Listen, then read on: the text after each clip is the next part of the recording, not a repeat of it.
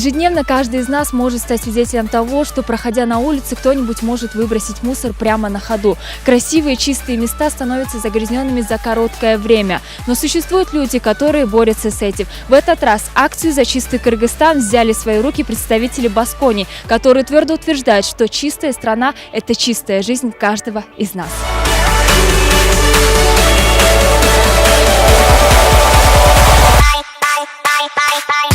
Держа в руках какой-нибудь фантик, трудно устоять перед соблазном не выбросить его в общую груду мусора. Но не стоит забывать, что из-за одного фантика, засорив свою окружающую среду, мы ставим под угрозу нечто большее – это наше здоровье. Представители компании Баскони просто не могли остаться в стороне и приняли эстафету от компании Росэлектро. Они решили очистить гору Бозболток, который находится вблизи села Байтик и Ортосай.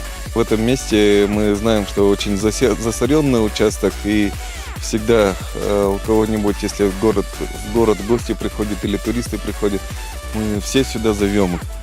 Но я недавно здесь побыв, я понял, что здесь оказалось в настолько плачевном состоянии. И вот на душе неприятно было.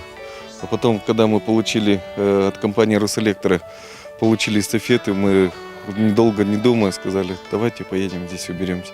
Хотя бы на душе у нас будет чисто. Эти все ребята, более 100 человек собралось у нас сегодня, они все неравнодушны. Мы им деньги не платим, они все пришли сами. Все хотят, чтобы жить в чистоте, участвовать в таких мероприятиях.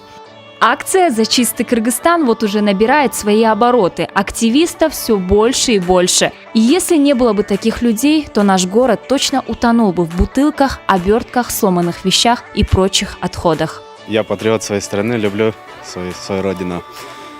Нас позвал долг очистить этот участок. Это наш дом, общий дом Кыргызстан. Ең башкысы тазалыкты сактайлы. Исхак Разаков айткандай, мен таза болсоң, сен таза болсоң, анан коом таза болот дегендей. Ошол сөздү ураган кармайлы дагы Кыргызстан таза коом. Жашайлы, таптаза жашайлы. Бул жакта аябай мусорлар көп экен, таштандылар. Ошондуктан мен кыргыз элиме айтарым, өзүбүздүн мекенибизди сүйөлү, эч убакта таштанды таштап өзүбүздүн мекенибизди булгабайлы.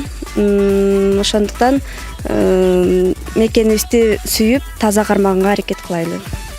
В завершении субботника эстафета была передана предпринимателю Джоомарту Чиныстанову, который является генеральным директором компании EduTrade.